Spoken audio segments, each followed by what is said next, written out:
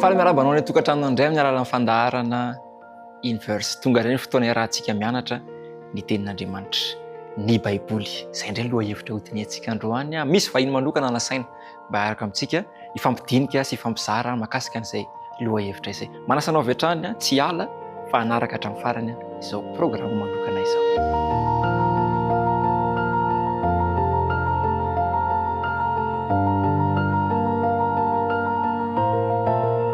Eny ary manambahiny manokana indray ny fandaharantsika androany araka ny efa mahazatra antsika tanora mahafinaritra miaraka amintsika eto Enitsoa sy Daniel. Zava-dehibe no resahantsika androany araka ilay niteneniko teo hoe lohahevitra manokana satria anisan'ny fototra mihitsy ny zavatra izay ho resahantsika dia tsy inona izany fa mahakasika ny hoe ny Baiboly. Anisan'ny zavatra matetika voaresaka izany no hoe raha amin'izao vanim-potoana misy antsika izao dia tena mitombo be ny film, ny dessin animé, dia ny zavatra hita zany misy ny hoe fiction. Haintsika tsara angamba ny hoe zany zavatra fiction zany. Ohatran'ny hoe zavatra marina nefa tsy marina. Dia anisan'ny be dia be ny resaka mandeha hoe ny Baiboly ve zavatra tena marina ve izy io sa hoe anatin'izany zavatra fiction zany ka izay mihitsy ilay hovaliantsika androany. Ifampiresaka mahakasika an'izay itsika hoe azo antoka marina ve ny Baiboly. Araka ny efa niresahako dia mbola manohitra isika ny fandinihana. Tamin'ny fotoana lasa isika dia nahita tantara be dia be ary mbola mitohy amin'izany ihany ny fandinihantsika. Rehefa teo amin'ny tantara niresakitsika tamin'ny heriny fa nisy fitsanganana tamin'ny maty i Jesosy. Tao anatin'izay dia nisy an'ilay mpianatra izay nahita dia niporofontsika moa tamin'izay hoe tena marina ve ilay fitsanganana amin'ny maty sa fiction. Voaporofo izy tamin'izay fa amin'ity androany ity indray dia miresakitsika hoe ny tantara voalaza ao amin'ny Baiboly ve tena marina sa angano fotsiny. Ka noho izany dia indray isika hijery ao amin'ny Luka 4:20 no fototra hiatomboantsika amin'ny dinidinika dia misy tantara ao amin'ny Luka 4:20 io. Rehefa maty Jesosy dia nitsangana araka ny resahantsika tamin'ny heriny. Dia rehefa avy tao am-pasana izy dia niseho tamin'ny Maria. Dia izao nefa dia hoy isika tamin'ny heriny niakatra tany an-danitra izy. Fa ny zavatra nitranga kay rehefa vakiana indray ilay Baiboly ao amin'ny Luka 4:20 aika mbola tsy tonga dia niakatra indray izy. Fa ao amin'ny Luka 4:20 io dia nisy roa lahy nandeha teny an-dalana. Voalaza moa izy io fa mpianatra. Dia rehefa nandeha teny an-dalana ty roa lahy ty niala avy any Jerosalema ho any Emaosy. Izay voalaza hoe eo amin'ny 12 kilometatra eo 12 kilometatra à pied. Dia nisy lehilahy avy tany rehefa niresaka zany reto roa lahy reto dia hoe ohatrany ahoana zany resaka reo zany dia tonga ty lehilahy ty dia niresaka tamin-jareo teo koa dia niaraka nanao an'io lalana io. Dia rehefa niresaka zareo dia hoe ahoana ny amin'izany resaka ao zany fa nga ianao mbola tsy maharaka fa maharaka inona hoy izy ty lehilahy ty. Ianao koa zany ohatrany taraiky be. Misy an'izao anie nisy lehilahy zay atao hoe Jesosy dia maty izy zay nefa nanantena hoe io Jesosy io no hanavitra ny Israely. Dia hita teo amin'ny tarehan'ireto roa lahy reto zany hoe endrika kivy tsy nisy fanantenana. Tamin'izay fotoan'izay moa dia niteny ty lehilahy ty hoe ry taranaka adala tsy mpino fa ahoana e? Dia nanazava teo izy natomboka tany amin'ny Mosesy hozy izy. Raha mamaky tsika ao amin'ny Luka 4:20 io dia eo amin'ny 9:5 misy an'izay. Ary hoy izy taminy ry adala sy fotsy-saina tsy mino izay rehetra nolazain'ny mpaminany. Fa nga moa tsy tokony hiaritra mihitsy izany Kristy izany ka hiditra tamin'ny voninahiny. Ty lehilahy ty zany ohatrany naneho hoe nareo zany ohatrany misy zavatra tsy hainareo fa matoa iny zavatra nitranga dia tokony hozahoana izy io. Dia rehefa mijery an'io zany tsika io tantara io hatramin'ny 9:30 dia mahita hoe io lehilahy io zany dia nanomboka tany amin'ny Mosesy sy ny mpaminany nanazava tamin'ireto roa lahy reto. Dia rehefa ao farafara tsika dia mahita hoe aika Jesosy ity niresaka tamin'izy mirahalahy ty fa tsy fantany. Dia ny zavatra nisy teto zany dia ohatrany hoe nampianatra Baiboly an'ireto mpianatra reto Jesosy. Zay zany ty tontolo-kevitry ny Luka 4:20 ty hoe i Jesosy nampianatra Baiboly. Dia miverina zay zany tsika ao anatin'ilay thème hoe ny Baiboly. Jesosy nampianatra ny Baiboly. Raha aminareo moa zany satria nareo zany fa vahiny fandaharana androany manao ahoana ny Baiboly. Mety manakavaly amin'izany tsika. Inona no mety hoe mba teny azontsika resahana fotsiny mahakasika ny Baiboly. misokatra avy hatrany ho antsika ny fitenenana. Ao anatin'ny lohahevitra amin'ny Lioka toko faha 7:20 ihany. Tonga dia raisintsika zany le izy ny mazava-dehibe n'ilay fandinihana amin'ny Baiboly zany. Satria rehefa tao anatin'ny fahadisom-panantenana reto mpianatra reto, nangidy tamin'izareo zany io fotoana io satria ilay Jesosy ilay ivon'ny fanantenana, ilay andro ny ankinany neritreretiny hoe hanafaka azy ireo no nanaiky ny samborina nampijaliana dia nivonoina tamin'ny fomba ratsy indrindra tamin'izany fotoana zany. Maty ilay izy rehefa avy eo. Rehefa maty izy tsy vitany maty fa nisy an'ilay hoe tsy hitandray ilay faty. Ka nanisy ny teny ary hoe nitsangana ilay vatana velona tsisy nahita aloha zany hatreo. Dia tao anaty fahakiviana tanteraka zany zareo no nandeha. Rehefa nandeha ny an-dalana amin'izay izy mirahalahy reto dia teo nahitantsika hoe rehefa niditra Jesosy tsy fantany. Io zany anankiray ahafantarantsika hoe ny olona zany ka rehefa tena latsaka ao anaty fahadisom-panantenana ara-panahy dia tsy mahafantatra intsony an'i Jesosy. Dia miverina kely tsika tamin'ny teo aloha hoe Maria koa ny ohatran'izay rehefa tao anatin'ny fahadisom-panantenana laliny Maria nahita an'i Jesosy izy fa tsy nahafantatra an'i Jesosy intsony. Fa inona nahatonga an'ireo olona ireo amin'izay rehefa avy eo nahafantatra an'i Jesosy? Naheno ny feon'i Jesosy Maria. Ilay teny zany dia niverina ny sain'i Maria. Dia ohatran'izay koa reto roalahy reto naveriny Jesosy teo amin'ilay teny zareo hoe tsy halalan'i Jesosy mihitsy ireo raha tsy tao aorianan'ilay fampianarana. Dia ohatran'izay koa zany ilay izy ho antsika kristianina aty aoriana mety miresaka tsika hoe mahalala an'i Jesosy ary izy moa ny teny hoe tsy mahalala an'i Jesosy. Mahafantatra ny hoe teraka tany Betlehema izy, lehibe tao Nazareta izy, nanana mpianatra 12 izy, nanao fahagagana be dia be izy, rehefa avy eo namany anankiray no namadika azy, dia rehefa avy eo nefa maty izy dia fantatry ny rehetra rehetra zany. Izay indrindra mantsy antsoa ilay anisan'ny tena hoe mazava-dehibe an'ilay fandiniantsika an'ilay hoe Baiboly hoe tena marina ve ilay zavatra voalaza satria mantsy raha dinihana zany dia ny olona io amin'ilay maha olana azy anisan'ny tia mikaroka fahalalana. Dia ary ny Baiboly dia anisan'ireo boky izay resahana hoe boky marakitra fahalalana zany izy io. Dia amin'izay ilay hoe ny olona zany tia fantajavatra foana. Dia mikaroka dia nampiasaina tao anatin'izany ny filozofia, ny fivavahana, ny siansa mba ahafahana mitady an'izany fahalalana zany. Ny siansa zany tena mana-porofo mihitsy hoe marina nge ny siansy. Dia ohatran'izay koa filozofia tena mana-porofo mihitsy fa ny Baiboly ve mana-porofo mihitsy hoe manana porofo hoe marina ny Baiboly. Sao dia manakambary Daniel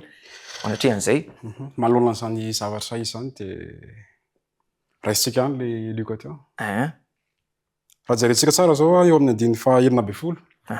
Jerentsika Lioka toko 7:20 dia maneho mazava io andininy io hoe tsy nahafantatra azy, tsy nahafantatra. Nefa raha jerena tontolo-kevitra ray amanontolo Jesosy le niseho tamin'izareo. Petraka amin'ny fanontaniana. Maninona ary Jesosy? No tsy nilaza hoe zany ety zany hoe Jesosy ery.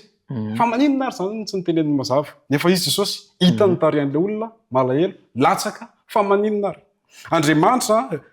araka resahantsika teo hoe Andriamanitra tia ampafantatra izy, miteny izy.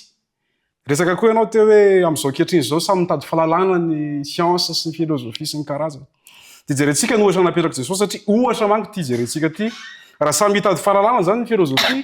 hitady ny siansa, hitady ny izay domaine misy rehetra eto ambony tany ity.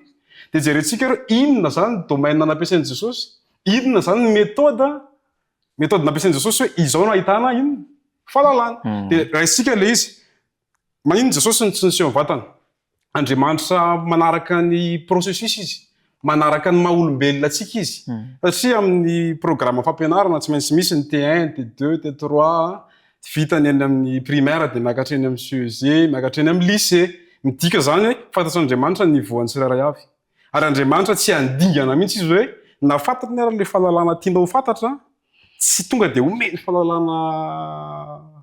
tonga dia ngeza be. Dia izay no nahatonga Jesosy nanaraka tsy moramora, noentiny tsy moramora reto mirahalahy reto hoe eto aloha sika zao dia ndao hiditra any amin'ny mpaminany satria manan-danja amin'ny mpaminany. Ndao hiditra ary amin'ny jery Mosesy, ndao hiditra ary amin'ny reto atro karazana mpamina amin'ny be da be dia nalefan' Jesosy tsikelikely le izy izany hoe azo antoka zany sy marina zany ary mbola azo arahana ankehitriny ty metody nampiasain'i Jesosy ty hoe mandeha par étape na dia tena afantatra fahalalana be ary n'olona anankiray dia tsy maintsy misy etapy arahana. Ho hitantsika manaraka eo inona ilay etapy nampiasain'i Jesosy Kristy. Arak'ilay izay fanazavana zay dia tena manan-danja be mihitsy satria teto zany zavatra hitantsika hoe naveriny Jesosy tao amin'le fototra mihitsy anie ry zareo hoe nahatonga anareo diso tsy fantatrareo le fahamarinana zay le tenantsika teo hoe mitady fahamarinana ny olona ankehitriny dia Jesosy zany tena mamerina any am'izay mihitsy arak'le fanazavana teo sa hoe ahoana moa zany afaka hoe mbola ampitombotsika ny amin'ity hoe resaka ao amin'ny Luka ty. Rehefa mandinika an'io tsika dia mahita ny Jesosy mbola mpifandraisiko amin'ny tantaran'ny Maria teo aloha ihany ilay izy hoe rehefa anao an'le ampafantatra an'le fahamarinana tamin'izy roa lahy reto zany Jesosy dia tsy nanao zavatra manaitra be izy hoe tia fampotra miraculous be. Satria raha fantatr'ireo manko tamin'ny fotoana io hoe Jesosy io tsy maintsy tonga dia taitra zareo dia nino dia tonga dia niroatra dia nafana be indray fa tsy izay nataon'i Jesosy fa nandany fotoana mihitsy izy jereva tsara nakany amin'ny Maria tsika zany zao teo maika le hoe Jesosy ho any an-danitra fa le nakaina aloha Jesosy aloha mijanona eto mampahery Maria fa aiza dia avela fotsiny eto hoe Maria dia nefany jereva tsara ny programan'i Jesosy any tao anatin'ny tontolo andro iny nitsangana izy maraina lasa izy aloha namonjy a Maria nefa ny tena maika ny zava-dehibe indrindra ho any an-danitra eo zany Jesosy aloha voalohany dia manome valeur be ho antsika olombelona hoe rehefa reraka ingatsika ka andanian'i Jesosy fotoana manokana fa ankoatra Maria mbola nily Jesosy nanana faharetana be nandany fotoana lava be tamin'izy mirahalahy satria 12 kilometatra 12 kilometatra ary rehefa nampianatra Jesosy tsy hoe alao aloha le farapidapity fa maika io maika fa naniny nasesiny Jesosy daholo amin'izay nanomboka any bokon'ny Tora nalefa ny bokon'ny Mosesy nalefa ny rehefa avy eo ny mpaminany rehetra ny salamo eo zany nilaza amintsika hoe tena zava-dehibe io ho amin'ny fiainantsika ho avy satria hiatrika fotoan-tsarotra manko reto mpianatra reto afaka 70 taona fandravana Jerosalema fa mila an'izay aloha reto mba ahafahany mijoro dia ho antsika ty amin'ny fotoana ty amin'ny farany amin'izao fotoana izao indray nitady fiainana daholo tsika rehetrarehetra raha hitady fiainantsika dia aiza ny azakazahantsika nahita ny fiainana ventsika treto fa ny ten'Andriamanitra milaza Jaona 5:7-8 dia nionareo soratra masina satria ataonareo fa ao aminy anananareo fiainana mandrakizay ny mandrakizay zany efa mipetraka ao anatiny io ahoana ny azahoako fiainana mandrakizay mbola tsy hitany raha tsy eto dia efa mandinika an'ilay izy miaino an'ilay izy dia eo zany tena zava-dehibe hoe rehefa miresaka hoe finoana kristianina dia fandinihana ny resaka an'le teny fa tsy famakimakina fotsiny ary farany dia izao tsy nalalan'i Jesosy ireo raha tsy tao aorianan'ilay feo izy tsika teo raha tsy nandinika izy tsy nahafantatra hoe Jesosy dia ohatran'izay koa le Maria taria amin'ny fasana raha tsy niteny Jesosy parole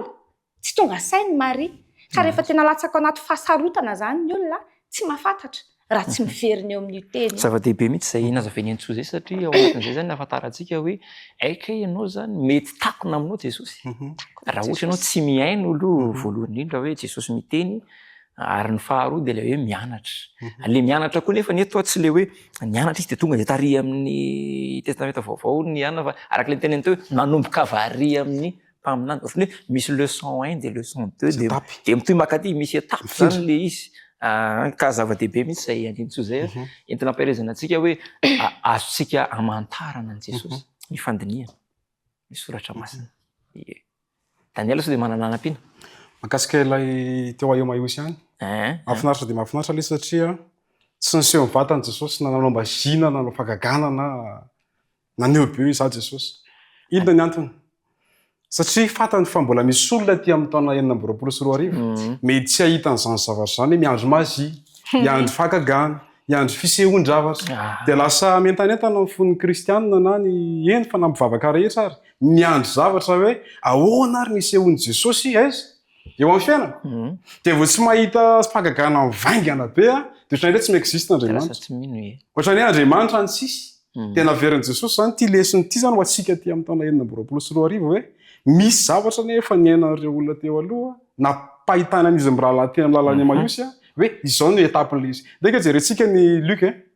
Luc toko fahenina amby folo ao amin'ny andiny fa 7 sy fa 1 eo misy tantara fanoarana na parabole Jesosy Kristy de ndeka vakitsika tonga de vakiko mafy le 4 andiny 7 fa hoy Abrahama taminy manana Mosesy sy ny mpaminany izy aoka iaino ireo izy ary ahoana volazana 1 andiny fa 1 fa hoy Abrahama taminy raha tsy mihaino Mosesy sy ny mpaminany izy de tsy ety ino izy na de misy mitsangana maty azy makasika iny io andiny tsoratra masina izy jerentsika manao hoe rehefa nanazava Jesosy Kristy na de mitsangana avaty amin'ny elo parabole io fa tsy tena tantara tena nisy io fa fanoarana io ka na de misy olona ary mahatsapa fijaliana avaty amin'ny elo izy Jesosy Kristy no miteny aminareo mitandreminareo ana fiainana tena izy ihany tsy inonareo de ozy Jesosy Kristy ozy tena Abrahama tamile teo hoe manana ino zareo izy manana mpaminany de Jesosy Kristy araka nitatsika teo fa nitsangana tamin'ny maty izy tsy naneo mazava izy hoe tia ny tenany fa mbola naveriny tanteraka teo amin'ireo teny solosa masina nanomboka tany amin'ny voalohany de eo ny tena voafitaka ny kristianina hiarina tsy hita hoe aiza ny anomboana mamaky tenin'Andriamanitra tsy fantatry hoe inona natao rehefa tonga amin'ny tenin'Andriamanitra ino ahoana namakina n'ity pejy be da be ty de variana de Jesosy Kristy ohatra hoe mandalo maneke mihitsy zany le toerana misy anao aloha hoe eto Jesosy androany tsy fantatry ny tokony ataoko inona ny tokony ataoko de hoentin'i Jesosy tsy kerikery ianao anatin'izay zavatra zava-dehibe mihitsy zay nampitaina zay hoe misy etape le izy mazotoa manao fandinihana any an-trano eo anaty zay tsika ny teny hoe mpaminany Mosesy ao anatin'ilay lesona teo mety oporofo entina anehoana ve ny sarobidy sy mahazo antoka ny Baiboly ny hoe ny Baiboly milaza faminaniana satria boky be dia be no mety azahoantsika fahalalana fa anisan'ny zavatra resahana tena hoe mpaminany zany hoe karazan'olona be dia be mantsy nanoratra ny Baiboly izay misy boky 920 izy io izy io nefa tamin'ny nanoratana azy akory tsy hoe tonga de nisoratana boky anankiray fa andalatsoratra natambatambatra de ny zavatra mahavariana amin'izy ity tsy hoe olona tonga de manam-pahaizana be anankiray nanoratra satria tsika zany rehefa mijery hoe ny filozofia de nisy hoe ery Sokraty ery Platon olona manana saina matsilo raha miresaka tsika ny siansa teo ery Euclide ery Archimede reny zany nanoratra fa rehefa mijery tsika ny Baiboly ny olona nanoratra azy zany de teo mpanjono mpanjaka misy isan-karazany zany tao hoe le zavatra le am'le iainantsika andavanandro ohatrany hoe olona andavanandro miry misy mpiandrondry de iny nanoratra de misy mpanarato de reny nanoratra de zay le texte nefa ny zavatra resantsika teo hoe misy mpaminany de misy faminaniana zany ao anatiny anisan'ny mampiavaka boky ange zany hoe misy boky anankiray milaza zavatra ho avy tsy haiko hoe ahoana no mety mazavatra azotsika hitondrana fanazavana sy hoe azotsika diskutena mahakasika an'izay zavatra anankiray mahaliana be mahakasika an'ity Baiboly ity mahagaga moa zany anatin'izay raha mahita boky zany tsika misy mpanoratra maromaro de mpanoratra 2, 3, 5 fa ny anazy 7 mahery de ny zavatra mahagaga aminazy fanampiny ny elanela taona nanoratana an'le Baiboly tsy hoe ny araka nanoratra teto zany le mpanoratra anankiroa fa misy hatrany amin'ny 900 taona ny elanela nanoratana anazy tsy fa ny fanambarana ao anatiny tsisy mifanoatra nandray mifameno sy misy rindran-damy mapetraka tsara ary eo ary tsy mifankahitako enarivo taona kiza moa enarivo taona fa tena tsy mifankahita ireo kanefa ny zavatra ambarany mitovy daholo na miresaka ny faminaniana amin'ny Jesosy zao tsika de efa zay manambary mika de confirmena izy aty amin'ny Matthieu rehefa avy eo Matthieu amin'ny Luka rehefa avy eo de anisy nanambary Isaia de ambarany zareo koa izy aty rehefa avy eo fa anankiray anisan'ny tena hoe mampiaiky olona be dehibe indrindra angamba de zay voasoratra amin'ny Daniela 2 Daniela 2 faminaniana anankiray izay ao anatin'ny tantaran'izao tontolo zao mihitsy ahitantsika ilay nofin'ny Nebokadnezara izay maneho an'ilay fanjakana efatra lehibe teto ambony tany ny fandimby hoe ity maneho an'ny fanjakana Babiloniana de rehefa avy eo ny fanjakana Mediana sy ny Persiana ny Grika ny Romana ao aorianan'io efatra io izy de tsy hoe misy fahadimy fa misy le efa efatra tonga mizarazara rehefa jerevana nefa ny tantara manomboka any amin'ny 605 avant Jésus-Christ tanteraka ilay izy nandeha amin'izay ny fanjakana babiloniana nanaraka mediana sy ny persiana ny grika ny romana zany hoe le voasoratra tao amin'ny le Daniel voasoratra tao amin'ny Daniel nanaraka mora tanteraka daholo le izy rehefa avy eo dia eo zany hoe ny tena atantsika hoe porofo tsy azo hidivirana hoe iza no ahita zavatra ohatr'izany ay akory ho ahita ozy zareo zay fa tena hoe zay mihitsy zany izy hoe manambara meloa satria ny tantarany tsy azo ovana ia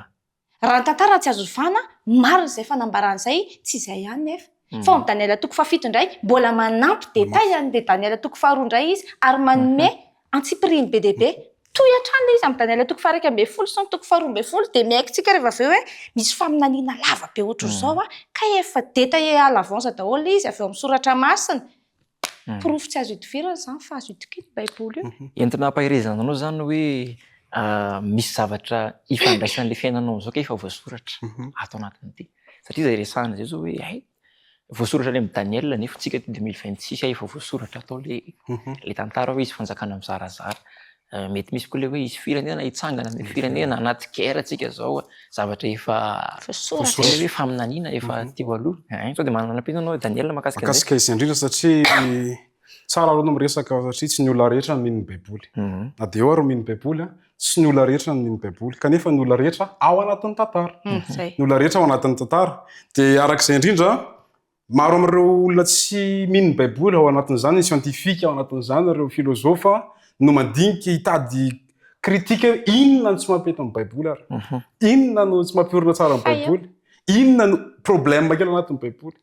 mba ahafahana manohatra hoe tsy marina voalaza ny baiboly dia arak'ilay voalazantsika teo mahakasika ny Daniel toko faharoa tantara ray amanontolo zany ary rehefa misy taona ireo mpandinika sy mpanakihana taty aoriana milaza manao hoe tsy tena vao io fa nikopiana tany amin'ny boky hafa io dia lasa mitady hoe sao dia misy porofo ary omeo porofo ary izahay omeo porofo ary izay na marina fa tena io no nanoratra azy dia lasa mitady porofo eraky ny tanàna dia zay nolo amin'ny kristianina ty amin'ny taonjato aty aoriana mitady porofo ianao vao anaraka an'Andriamanitra marina dia jerentsika ny tenin'Andriamanitra raha jerentsika tantara tamin'ny fijanganan'i Jesosy tamaty rehefa avy niona tamin'ny Maria araka le teneneny soa teo dia niona tamin'izy mirahalahy tena amin'ny lalany Emmaüs dia avy eo nakatra nakany Jesosy Kristy dia avy eo izy niona tamin'izy tamin'ny Tomasy tary amin'ny mpianatra niseho izy dia ozy Tomasy tanako izy izy atsofoko izy ataoko eo amin'ny lamvoanao dia atsofoko eo amin'ny eo amin'ny tananao amin'izay fotoan'izay zay vao mino dia mpandinika zany aty aoriana raha tsy mahita zavatra mivaingana dia tsy mino mety tsy mimpandinika ihany ary eny fa nany kristianina nazara zao hoe teneninao eny zay le teneninao hoe lasa tsy mino raha tsy mahita zavatra dia eny fa nany kristianina ary marobe inge hoe ahoana marina te hikasika an'izany zay vao hitanay te hahita an'izany zay vao hitanay te hanao zavatra ohatr'izany dia hoy Jesosy Kristy avio ary atsofoy ato ary ny tanana dia navelan'i Jesosy iseho eto amin'ny tantarany tany misy ireo manam-pahaizana ny arkéolojia naseho an'izy ireny siantifika izy ireny kanefa fomba anankiray ireny zany ahitantsika ihany koa hoe marina ny tenin'Andriamanitra porofo satria nahita zavatra izy ireo nahita izy ireo hoe ty misy zavatra mahakasika ny tenin'Andriamanitra raha tsy jery fotsiny tsika mahakasika ny tantarany Naoma amin'ny Naoma toko 7:7 ao dia miresaka izy fa rava Ninive kanefa ty amin'ny taonjato aty aoriana ty nahita ny manam-pahaizana fa tena nisy koa ny tanàna Ninive arava le tanàna dia tao anatina foy azy zany nahitan'ny zareo hoe ty ary le Ninive ka tena nisy mino fa mety manampiana ihany koa ny entsoa anatin'izay misy an'le ao amin'ny Isaia toko 7:10 zao anankiray miresaka le famarinan'ny baiboly zany ny amin'ny ireo fandinihana sy fikaroana natao dia miresaka izy ao ny amin'ny Babilôna hoe Babilôna io ozy Andriamanitra ao amin'ny 9:9 sy 20 miresaka izy hoe tsy ahorina tsony io anankiray koa zany ankoatran'le porofo mivaingana izay ifampitadiavan'ny olona be dia be iny zany anankiray efa omen'Andriamanitra iny hoe misy ny tsy mety raha tsy mila porofo dia omen'Andriamanitra porofo mivaingana fa nefa tsy izay ny tena tian'Andriamanitra norerana ny finoantsika fa le teny fotsiny dia rehefa miteny Andriamanitra dia mino dia jerefo tsara porofo anankiray zany zao ty amin'le tenin'Andriamanitra eo amin'ny Isaia 3:10 sy 20 dia miresaka izy ny amin'ny Babilôna hoe 3:10 9:20 sy ny 20. Dia eo mba vakitsika kely. vakiko dia amin'izay arakitsika ary Babilôna ravaky ny fanjakana maro Tabia sy reharehan'ny Kaldiana dia ho rava tahaka nandravan'Andriamanitra ny Sodoma sy Gomora. Tsy honenana mandrakizay izy ary tsy hitoerana intsony hatramin'ny taranaka fara mandimby. Tsy hisy arabo anoronday ihany na mpiandro-ondry hampandrinondriny any. Dia izay mihitsy nisy ny anakendry. Misy arabo. Ny arabo. Ny anakendry anorona indray an'io. Misaika anorona amin'ny Babilôna. Anorona indray amin'ny Babilôna izy izay. Saddam Saddam Hussein. Filoha irakiana tamin'izany fotoana. Nanorona izy ary tena nanao zavatra izy. Miresaka ny Iran-tsika izany izao zava-misy amin'izao fotoana izao dia sotomitsika kely hoany aloha ny tantara izany. Dia nanorona izy. Dia tena nandany briky be dia be izy, nanao zavatra be dia be tao izy. Fa nefany inona indray navoaka ny UNESCO rehefa tonga tany amin'ny taona 20 tany manko ny Saddam Hussein nanorona anazy. Fa aty amin'ny 2019 dia napetraky ny UNESCO hoe tsy kitihana intsony ity toerana ity fa patrimoine mondial io. Tsy ahorona intsony io. Ohatran'izy Sodoma sy Gomora. Fa Sodoma sy Gomora tsy tanaty karta intsony. Tsy hita intsony ny kariny asa izy. Ary misy explorateur manambara an'izay mihitsy hoe io izy vorondolo sisa mipetraka any dia ny kary. Ny voalazan'ny Baiboly zany. Voalazan'ny Baiboly izany. Saddam Hussein ve anangana an'io tsy voatsangana io. Zava-dehibe izay resantsika izay mahakasika ny hoe voapirofo amin'ny alalan'ny faminaniana sy ireo arkéolojia. Fa ahoana ry zany fiable azo antoka azo itikina ny zavatra resahan'ny Baiboly. Ho anao sy ho anao azo itikina ny voaresaka ao anatin'ny Baiboly. Etỳ maraparanana dia tsara zany hoe satria araka ilay resantsika izay zany ohatrany hoe satria izy ity boky be araka ilay nitenentsika teo mety misy zavatra ahoana moa zany ny ahafahana mandinika ahoana le teknikan'le fianarana sao dia mba misy azo zaraina satria misy any an-trano any zao mba hoe tia hamaky Baiboly zany hoe tia hamaky fa anisan'ny zava-dehibe tsy hoe zava-dehibe fa ny problème amin'izao tsy mamaky an'ity intsony ny kristianina. Lasa ohatrany hoe bokina histoire zany izy ty ohatrany hoe bokina histoire dia apetrako fotsiny eo amin'ny lasa haingon-trano. Misy Baiboly any ao na atao ambanodana. Zay le matahotra amin'ny alina. Fa lasa tsy vakiana intsony le izy dia tsy fantatra. Boky hafa ny vakiana. Dia zay. So dia misy zavatra hoe azontsika zaraina mahakasika ny ahoana le fomba fandiniana. Melohan'ny resantsika ny fandiniana dia misy zavatra anankiray fikarohana natao zany. Dia miresaka hoe ny olona anankiray mpandinika sy mpamaky ny Baiboly rehefa mandinika ny mamaky Baiboly izy inefatra isan-kerinandro. Raha ohatra hoe olona ao anatin'ny stress ambony be zany izy dia be dia be moa zany zao zany miainana amin'izao fotoana izao farany ambony be ny taux de stress be dia be ny olona ao anatin'ny miainana ny anxiété chronique sy mahatsiaro tena ho irery indrindra dia ao anatin'izay nefa miainatra any amin'ny 20 isan-jato ny fitoloman'ny olona anankiray miaina ao anatin'izay fahatsiarovan-tena ho irery izay raha mandinika ny Baiboly izy. Ho an'ny olona anankiray amin'izao fotoana izao zany zao be dia be nge zany hoe miaina ao anatin'izany ary anisany miaina an'izany stress, dépression, tsy tanirika io ao anatin'izay. Tsy tanirika mifampitady ary tena hoe zay mahatonga ny réseaux sociaux vao may mivelatra be amin'izao fotoana izao io. Mihazakazaka zany olona hoe hoato amin'ny Instagram fa be namana be dia be rehefa be follower dia makatao amin'ny Facebook sesaka daholo rehetrarehetra fa mahagaga arakaraka ny velaran'ilay sehatra ny vao maika ilay olona maniny mahatsapa tena ho irery. Ny faholantsika eto ambony tany zany tsisy mahavaly azay tsy mahafapo azay filantsika izay samy mitady niza dia ny tenin'Andriamanitra nefa eto misokatra ho antsika hiazakazana zany ato hoe maninona moa za zany zao raha miaina an'izay matoa miteny an'izay zavatra izay satria niainako ilay izy hoe nanafaka anahy tamin'ny vesatra be mihitsy ny fandiniana an'ilay Baiboly dia nefa tsy afaka handresy lahatra anao an'izany nandresy lahatra ny Daniel an'izany ako raha tsy ianao no manandrana ohatrany tsy ahafahanao mahatakatra raha mihinana lasopy hoe ohatr' izao ny tsirony ity ngery Gaël ohatr' ngery Daniel ny tsirony ity fromage ity fa rehefa manandra antsika vao mahita hoe izany ny tsirony ianao mihinana azy vao sa hoe hoaninao kely zay vao tsy mety dia ahoana amin'izay ary nidirantsika amin'ilay izy ahoana ilay anandramana azy ary ao anatin'ilay izy teo satria sarotra ny mahafinaritra ilay nataon'i Jesosy raisiny mbola tsy nahay mihitsy izy mirahalahy tena an-dalana eo zany ny mahohatra anazy 2026 tsika no resaka manko raisiny tena départ zéro dia mahafinaritra an' Jesosy Kristy tsy manambany tsy mahay izy ary tsy manindranindrany mahay ihany koa fa ampitoviny daholo ny zanany rehetra. Matetika manko ny baiboly tsy dia fataon'ny kristiana tsoa mamaky anazy ty ariana fa alohan'olona mihaino hira-pivavahana dia hoe zany no tena mamelombelona. Alohan'olona mihaino toroteny dia vita zany ny toroteny. Alohan'olona zay sisa fa raha hoe hamaky aloha ho tonga eo am-potso io tena vitsy. Raha ataontsika ary tena raha ataony zany fanadihadiana eraky ny fiangonana mba firifiry moa na eraky ny tanora ary tena mamaky azo inona fa hoany satria manino tsy problème an'ilay olona zay satria satana mamitaka ary manajamba ny masontsika fa tsara ny fandarana tahaka ny tona anehoantsika hoe inona nataon'i Jesosy inona no nataony dia mahafinaritra be ilay izy satria raha jerentsika ny tantara teto amin'izao tontolo zao ohatran'ny jiry Lotera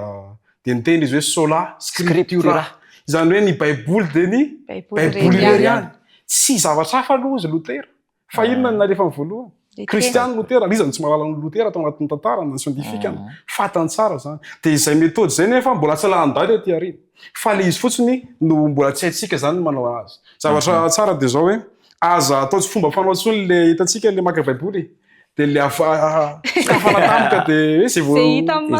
tsy any tsy reny zany ny tena izy fa tena rehefa angatantsika ny fany masina jerentsika ny misy toky sy andininy zany izay tena maneho mazava hoe rehefa matena mampianatra ny fany masina dia tena mitarika izy. Raha jerentsika ny ao amin'ny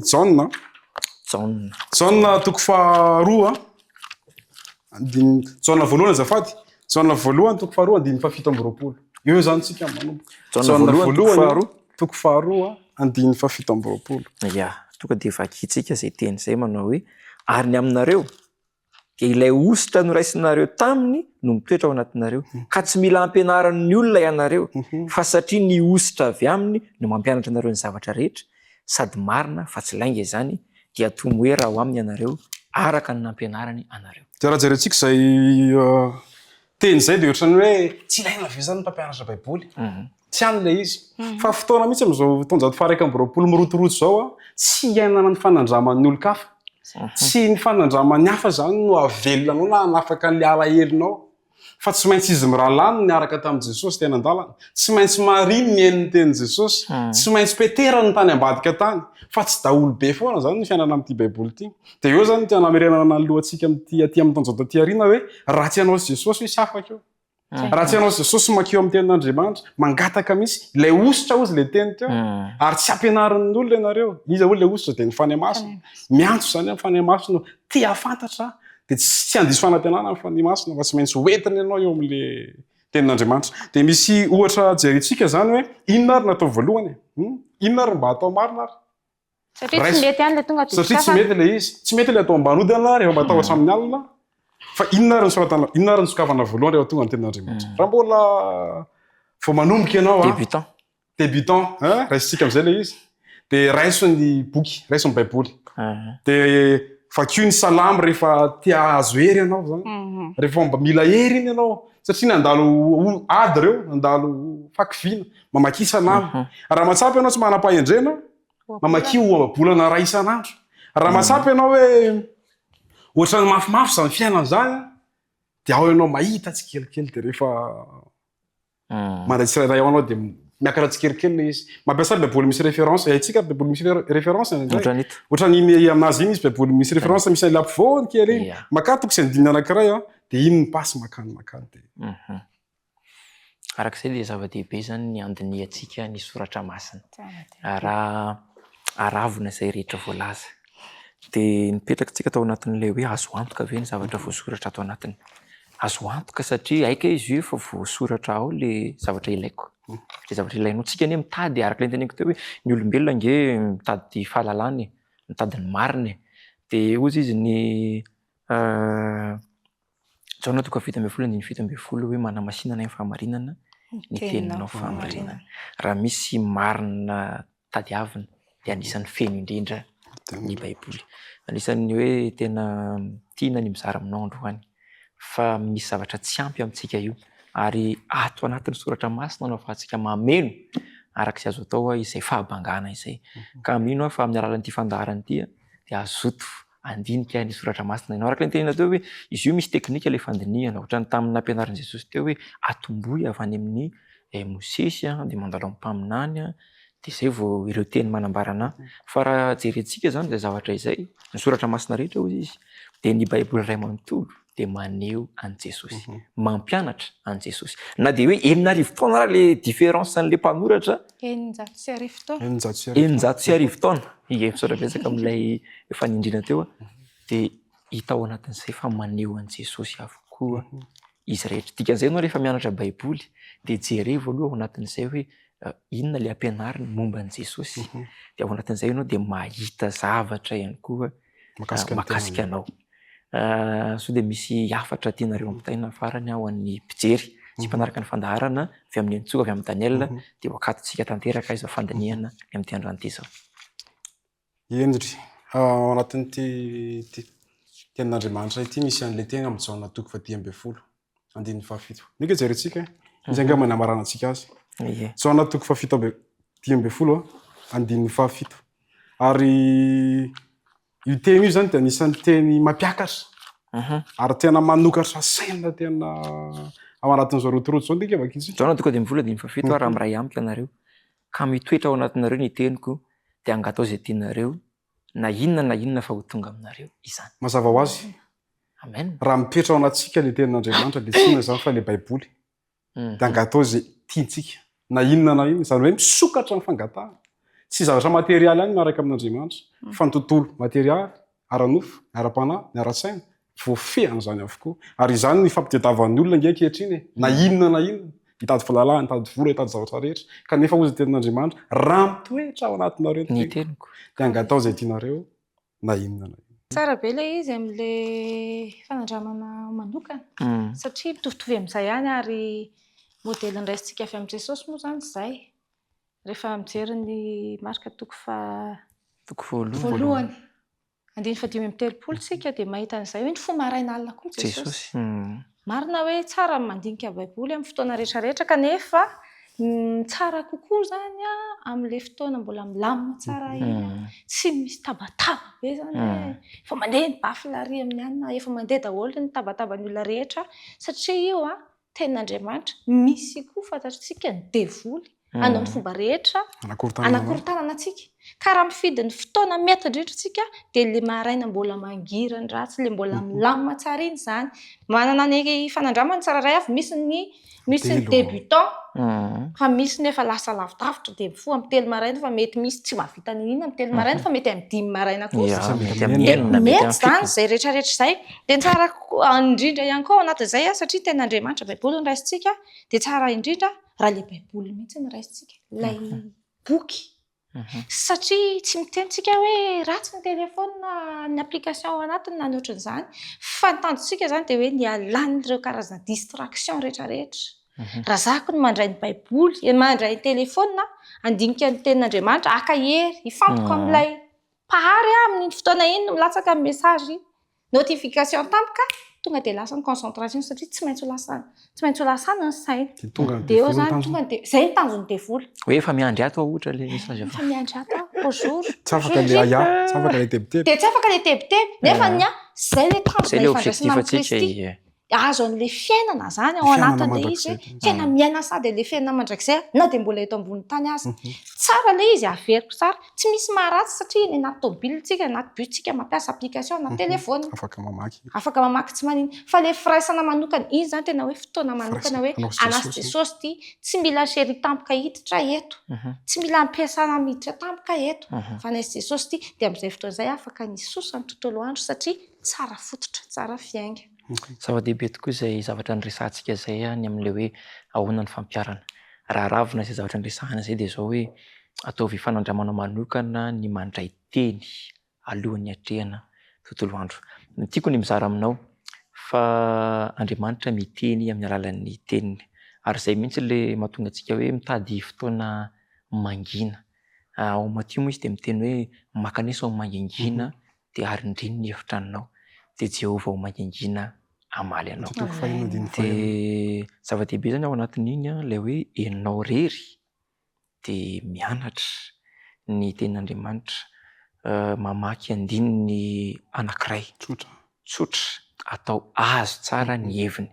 ampifandraisina amin'i Jesosy tsy ampifandraisana amin'le fiainanao ankehitriny. Ny zavatra tiako zaraina aminao dia hoe miteny Jesosy rehefa misy lanjany amin'ny fotoana mankina azy ny teniny. Dia io zany hoe ianao mihitsy mila manakatra hoe aiza zany zavatra tiany ampitaina amiko izany. Ka manasa anao mba hanao fanandramana, mba hanokana fotoana isa-maraina mba hatokanao an'Andriamanitra hiainona. Tsy hoe toko be dia be ilay vakiana, andininy anankiray. Raha tsy azonao ilay izy, dia araka ilay nitenena teo hoe hazavay ho ampifandraiso amin'ny andininy iray hafa, dia rehefa azonao tsara ny heviny dia ampifandraiso amin'ny Jesosy, dia ampifandraiso amin'ilay zavatra hiainanao. Dia iny avy eo ny entinao miatrika an'ilay tontolo andro. Dia zava-dehibe zany ohatran'ny hoe andeha hiatrika examen zany ianao, dia misy olona miteny anao mialoha hoe zao anie ilay sujet ihany. Ohatran'izay dia ohatran'ny hoe moramora kokoa aminao miatrika an'ilay ina rehefa ilay examen rehefa azonao aloha ilay instruction izao. Fa indraindray ianao zany tonga dia mifoha fotsiny dia hiatrika le fiainana dia lasa stress ianao dia reraka ianao dia zava-dehibe. Ka ankehitriny dia hampahery anao hoe misy anteten'Andriamanitra ity izay efa voasoratra mba ho anahy sy ho anao. Amin'ny Jaona 7:7 dia hoy izy hoe raha miray amiko ianareo ka mitoetra ao anatinareo ny teniko, angatao izay tianareo, na inona fa ho tonga aminareo izany. Eka tena firaisana amin'ny Kristy mihitsy ilay fotoana ataontsika iny dia ilay teny mitoetra ao anatiko. Dikan'izay zany raha vao maraina dia ohatra mandray teny zany ianao vao maraina hoe ny zavatra rehetra dia hainy mino, dia fikiro izay mandritra ny tontolo andro, dia iny lasa teny mamelombelona ao anatinao. Ary tena misy fifaliana mihitsy ianao zany miatrika hoe vao misy zavatra kely dia zavatra rehetra hainy mino. Dia mba hanao fanandramana ny ianao any tokantrano any zava-dehibe ny arahantsika teto, ka mba ho fiainanao ny hianatra sy hafantatra an Jesosy amin'ny alalan'ny tenin'Andriamanitra. Izany indray mamarana tanteraka ny fotoanantsika androany, mandra-piaona sahady fandeha isika hamarana izany amin'ny alalan'ny vavaka. Jehovah Andriamanitra ary izay ny an-danitra misaotra anao izahay satria mbola tsapana efa teto ianao tao anatin'ny fandiniana ny teninao. Mety ho lavalava izany kanefa mino izahay fa nikasika ny fotsiraray avy ianao ary nampahery anay indray fa azo antoka ny Baiboly ary mbola miteny amin'izao vanim-potoana misy anay izao. Mangataka izahay mba taro lalana